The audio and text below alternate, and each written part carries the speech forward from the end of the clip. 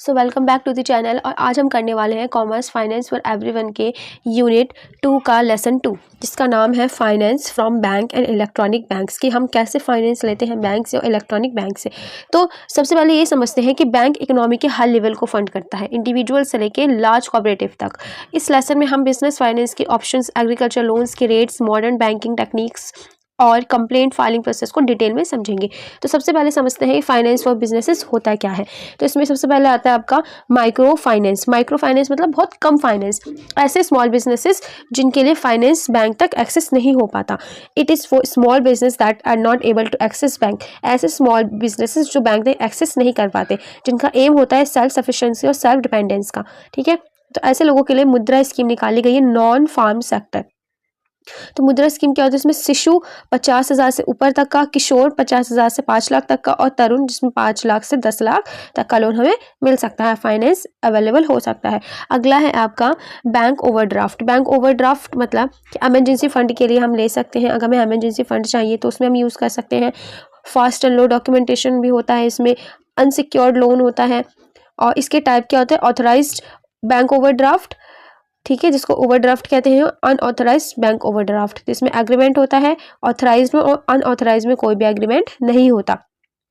इसके बाद चलते हैं थर्ड पे, credit, cash credit. Cash credit पे क्या होता है, कैश क्रेडिट में ये होता है कि इसमें for short term working capital, ये शॉर्ट टर्म के लिए मिलता है, सिक्योर्ड लोन होता है, रिपेमेंट हो जाती है 12 महीने के अंदर अंदर, और लो इंटरेस्ट मिलता है दैन ओडी, ओवरड्राफ्ट से कम ही यहाँ पे लो इंटरेस्ट लगता है। अगला है आपका मॉर्टेज। मॉर्टेज क्या होता है, तो मॉर्टेज समझने के लिए हम सबसे पहले समझेंगे कि मॉर्टेज जो है एक सिक्योरिटी है जो भी एक बॉर्वर को दी जाती है इंश्योर करने के लिए कि उसको रिपेमेंट करनी है, किसकी, लोन की। यहाँ पे टाइप्स होते हैं, जिसमें सबसे पहले आता है सिंपल मॉर्टेज। सबसे पहले कौन सा हमारा, सिंपल मॉर्टेज। सिंपल मॉर्टेज का मतलब होता है एक बोरोवर जब बैंक को परमिशन करता है कि लोन रिपे करेगा, अगर रिपेमेंट नहीं होती तो बैंक कोर्ट के थ्रू प्रॉपर्टी सेल करके अपना पैसा रिकवर करता है, तो ओनरशिप बोरोवर के पास ही रहती है। ठीक है, इसके बाद दूसरा है मॉर्टेज विया कंडीशनल सेल। इसमें क्या होता है, इसमें प्रॉपर्टी को कंडीशंस के साथ बेचा जाता है। अगर बॉर्वर फिक्स डेट तक पैसे रिपे नहीं करता तो सेल फाइनल हो जाता है, अगर रिपेमेंट हो जाए तो सेल कैंसिल हो जाती है, ओनरशिप बॉर्वर के पास ही इसकी में रहती है। अगला है अनफ्रक्चुरी मॉर्गेज। मॉर्गेज इसमें क्या होता है, अगले में इसमें बॉर्वर प्रॉपर्टी बैंक को दे देता है, और बैंक दे देता है उसे यूज़ के लिए। बैंक रेंट, प्रॉफिट या इनकम से लोन अमाउंट रिकवर करता है तब जब तक लोन कंप्लीट रीपे नहीं होता। बैंक प्रॉपर्टी को पोसेशन रखता है, तो वो जितनी भी प्रॉपर्टी है किसके पास रहती है, बैंक के पास रहती है। अच्छा, इसके बाद है हमारे पास अगला English mortgage.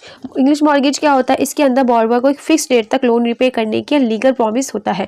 Property temporary bank के पास के नाम ट्रांसफ़र होती है, लोन कंप्लीट होने तक प्रॉपर्टी वापस बॉर्वर को मिल जाती है। अगला है रिजर्व मॉर्गेज। रिजर्व मॉर्गेज क्या होता है, जिसमें सीनियर सिटीजन 60+ के लिए होता है, जिनकी 60 साल से ज़्यादा उम्र होती है। Give money to bank borrower against the property, ये जो भी है प्रॉपर्टी के अगेंस्ट बैंक बॉर्वर को पैसे देता है। पीरियोडिक पेमेंट होती है। प्रॉपर्टी इज इक्वल सिक्योरिटी, आपकी सिक्योरिटी क्या होगी, वहाँ पे आपकी प्रॉपर्टी। अगला है आपका हाइपोथेकेशन में क्या होता है, मूविंग एसेट्स के अगेंस्ट लोन, जो भी एसेट्स है उसके लिए उस पर रखकर आप लोन ले सकते हैं। एसेट क्या है, बोरोवर, ओनरशिप क्या है, लैंड है। डिफाइंड अंडर, किसके अंदर डिफाइंड होता है, ये इंडियन कॉन्ट्रैक्ट एक्ट 1872 सेक्शन 172। ठीक है, और इस एक्ट को क्या कहते हैं, SARFAESI एक्ट 2002। अगला है आपका प्लेज। प्लेज क्या होता है, एक एक्चुअल पोजेशन होता है, जिसमें अंदर गुड्स को एक्चुअल पोजेशन के साथ सिक्योरिटी बनाया जाता है, जिसमें लैंडर प्लेज होता है और बोरोवर यहाँ पे प्लेजर होता है, और डिफॉल्ट पर गुड्स का सेल किया जा सकता है इसके अंदर।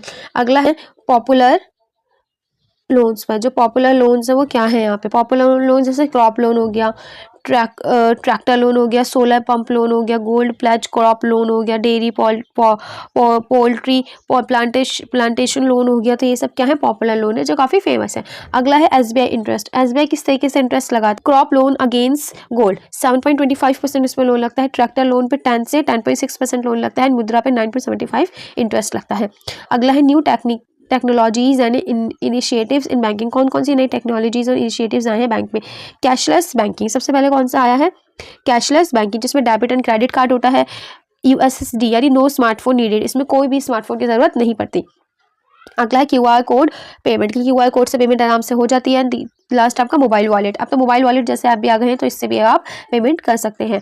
अब अगला है आपका ई बैंकिंग। ई बैंकिंग के थ्रू क्या होता है, इलेक्ट्रॉनिक मोड होता है, एक बैंकिंग थ्रू इलेक्ट्रॉनिक मोड, इसमें हम बैंकिंग करते हैं इलेक्ट्रॉनिक मोड के थ्रू से, यानी कि जो भी सर्विस है, मोबाइल बैंकिंग हो गई, EST हो गई, ECS हो गया, EFT हो गया, इंटरनेट बैंकिंग हो गई, ये सब ई बैंकिंग के थ्रू चलता है, जिसमें काफ़ी सारी चीज़ें आती हैं। इसकी इंपॉर्टेंट टर्म्स क्या हैं, मोबाइल बैंकिंग हो गया, ECS ऑटो बिल पेमेंट हो गया, स्मार्ट कार्ड्स होगा जो इनक्रप्टेड एंड सिक्योर होते हैं, EFT होगी, इसमें इलेक्ट्रॉनिक फंड ट्रांसफ़र होता है। तो ये सब क्या है, इसके इंपॉर्टेंट टर्म्स है इसके ई बैंकिंग के। अगला है आपका internet and net banking. Internet और नेट बैंकिंग क्या होता है, इसमें है 24 मतलब 24 घंटे 7 दिन ये एक्सेस मिल रहता है, इसका फंड ट्रांसफ़र होता है, बिल पेमेंट होती है और बैलेंस चेक रहता है। Safe time and paper and cost, इससे आपका टाइम भी बचता है, कॉस्ट ज़्यादा कॉस्ट भी खर्च नहीं होती है और पेपर टाइम भी आपका कम लगता है। अगला आपका ATM automobile teller machine. ATM तो आप सब जानते हैं, हमें हमारे घर के नज़दीक काफ़ी, जिसमें से हम कैश विड्रॉ करते हैं, डिपॉजिट जो भी हमने डिपॉजिट किया होता है उसमें से कैश विड्रॉ कर सकते हैं, बैलेंस इंक्वायरी निकाल सकते हैं, debit credit card plus pin required होता है इसमें, या तो आपके पास डेबिट कार्ड हो, क्रेडिट कार्ड हो, उसके साथ क्या हो एक पिन हो जो आपको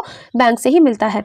अच्छा, अब अगला है आपका RTG and NEFT and IMPS, real time large value irreversible and NEFT का है nation wide transfer, IFSC required and IMPS यानी इंस्टेंट मोबाइल बेस्ड ट्रांसफर, ये है इनकी full form. Electronic fund transfer, कौन कौन से इलेक्ट्रॉनिक फंड ट्रांसफर, जिसमें डेबिट एंड क्रेडिट कार्ड्स हो गए, ऐप बेस्ड पेमेंट सिस्टम हो गए, बैंक ड्राफ्ट एंड पे ऑर्डर्स हो गए।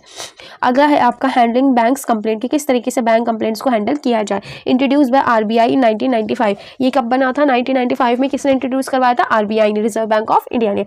इसमें customer protection act against unfair banking practices, जो भी अनफेयर बैंक प्रैक्टिसेस है उसके तहत इसको बनाया गया था, किसके लिए, कस्टमर की प्रोटेक्शन के लिए। Complaint after bank fails to resolve within 30 days, और ये जो भी आपकी कंप्लेंट होती है वो विद इन 30 डेज रिजॉल्व हो जाती है। नेक्स्ट आपका digital complaint management system. Digital complaint management system क्या है, जिसमें बैंकिंग, डिजिटल पेमेंट कंप्लेंट कर सकते हैं एंड NBFC कर सकते हैं। तो ये सब क्या था, हमारा चैप्टर था पूरा, जिसको हमने कंप्लीट करा है वन शॉट वीडियो में। अगर वीडियो आपको अच्छी लगी हो तो चैनल को ज़रूर सब्सक्राइब करके जाएं।